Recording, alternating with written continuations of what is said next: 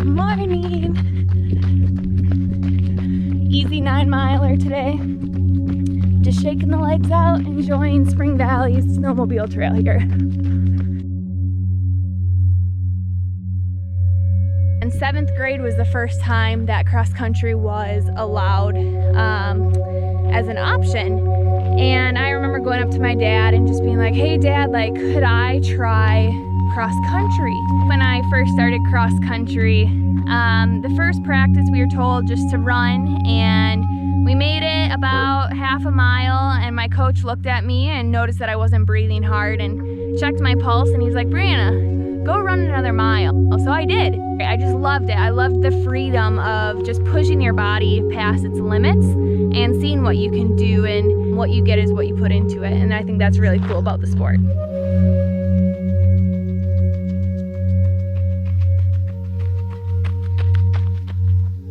I just love to remind myself to find joy in every step. And I think it gives me a purpose for every day too. So run joyfully. And then the practical one that I do is pop, pop, pop. That's my reminder to, like, let's get going, be light and quick on your feet and not tighten up. And then kind of going along with that reminder to just stay relaxed would be, I like to say, like, smooth and strong or relaxed and strong. Those are always like really helpful reminders for me. Okay, start slow. Slow, slow, slow. And my coach, Mr. Harold, saw something in me and just really instilled in me a passion. But the thing I think I appreciate most about Mr. Harold and just my entire time here in Spring Valley is I never was put under the pressure of having to perform. I was allowed to be a kid. I didn't track miles. I couldn't tell you how much I ran. I maybe ran 15 miles a week. But I showed up to practice and I was treated just like every other kid. We were all treated the same, and we were there to have fun, to run, and to do it because we were passionate about it, not because we were expected to perform.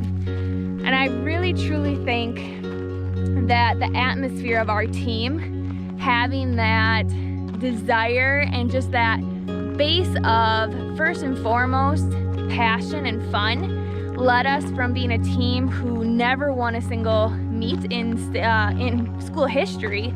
We were often the team that always came in last, to being state champions my senior year as a team. And I think that just really speaks to who we are as a town. We're small, we're a small town, we're hardworking, we're overlooked on every map, which is kind of crazy to me because I think this place is absolutely beautiful. But we work hard, and I think there's so much pride behind every sport and activity in this town. And I really think that that community focus pushes us forward and allows us to excel and strive towards great things.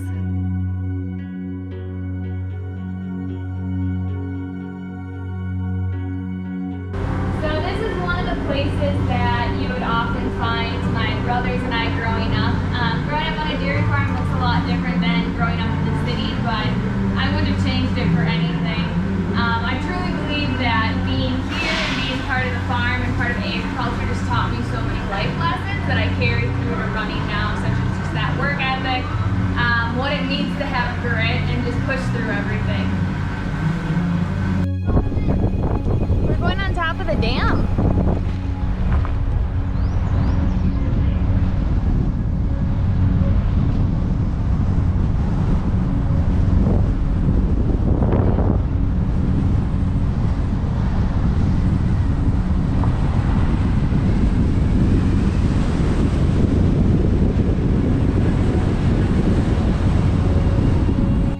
Growing up in a small town, I never felt like I was missing out on anything, even though, you know, we had to drive an hour to get to stores, and I didn't grow up with access to a lot.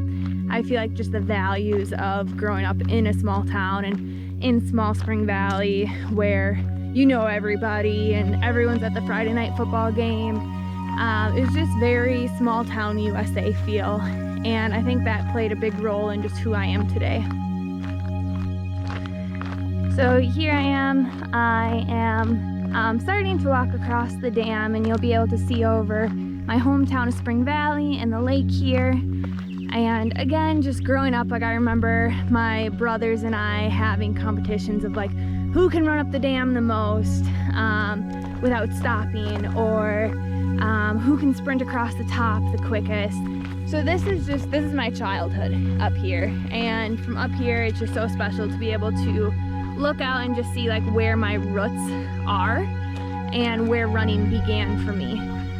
I'm still learning every day what opportunities there are, and I think the great thing with that is I just feel like I have so much raw understanding of the sport, where I feel like there's a lot of areas to grow. And I think that's something that we can all take, is just there's never a limit to how much we can grow in a passion or a craft that we have. And there's never a time limit as to when you can start. For me, my dreams of going pro didn't begin until junior year of college. And I truly believe that I am rambling, but I truly believe that we can all start at any point in our life pursuing a passion or a craft, and as long as that we experience that joy, as long as we as long as we feel fulfilled, not just in the craft, but all right, Ben, I'm really sorry, I'm rambling here. I guess what I'm trying to say is if you're passionate about something, there's no reason not to pursue it. I think there's so much satisfaction that comes from diving into the talents that God has blessed you with. There's so much satisfaction that comes from just pursuing it with all of your might. And I think the ultimate satisfaction is doing it for the glory of Christ. I feel like if I ran solely for myself and my own gains, I wouldn't feel satisfied. I think I would always be seeking more. And although I'm always seeking to better myself, I've always said that if something happened today and I could not run another step again, yes, I would be heartbroken, but I would not be broken, because my identity is in Christ alone. And I think when you have that peace where your identity isn't in something of this world, then you're free to go after that passion, free to experience it without failure, without the fear of failure. You definitely just have this freedom in pursuing it with everything you have. I think anytime we deal with injuries, it can be really hard because we're not able to go out and express ourselves in the form of running or whatever passion you have, and it feels like you're stuck on the sidelines. And a lot of times I feel like when I've dealt with an injury, worries have entered my mind, doubts, wondering if I will get back, if I'll miss my chance. Just the what ifs start to play in your mind. But just thanks to some really great role models that I have, and to my coach Chris Lundstrom, I've really learned that an injury is an opportunity for growth, because it does force you to slow down. It forces you to focus on your weaknesses, and I truly think that you can come back stronger after taking some time and developing those areas that are injury prone or do put you at risk.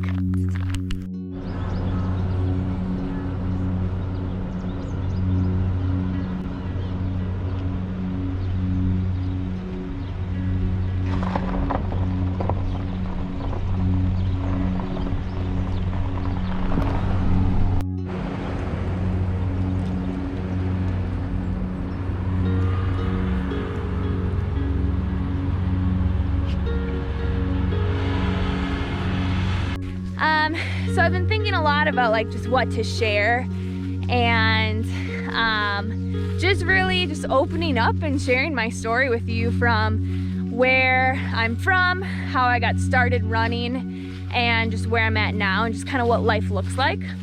I don't have my identity in running. I am so passionate about it.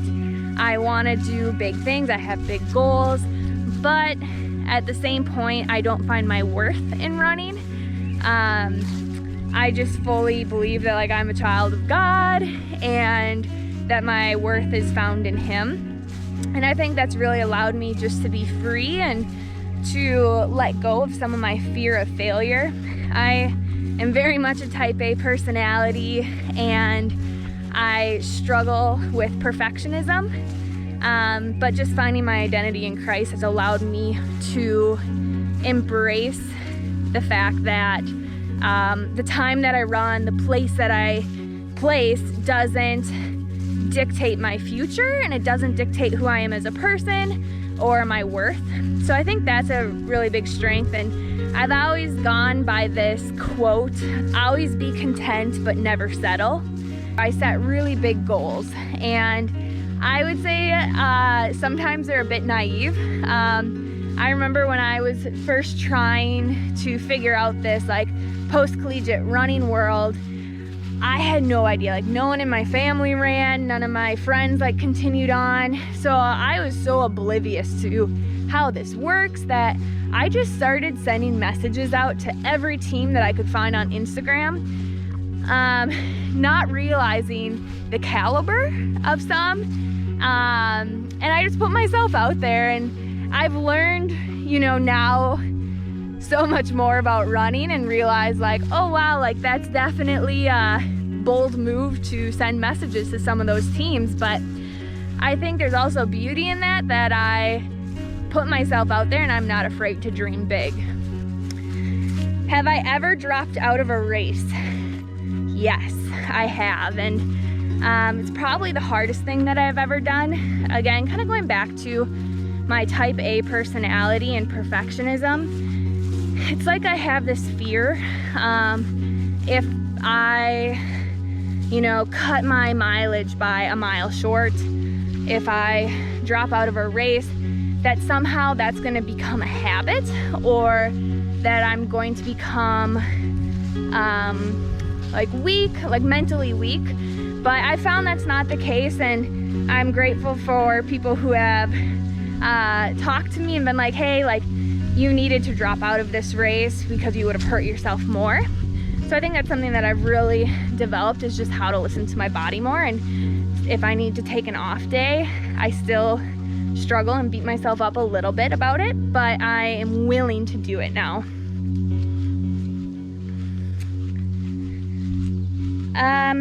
Proudest moment, I think I answered that one in a different tape, but just in case, I think proudest moment would be qualifying for Team USA at the 2019 USATF Cross Country Championships, and just hearing them like say that I qualified and knowing that soon I'd be wearing USA across my chest was just a moment that I won't forget. And I was actually sitting next to Grace and Murphy during it, and both of us, like, we came in a couple places apart and weren't sure, like, maybe we'd make it, maybe we wouldn't. We were kind of on that cuff, and when both of us made it, like, just celebrating together was pretty special, and then getting ready to go to Trinidad.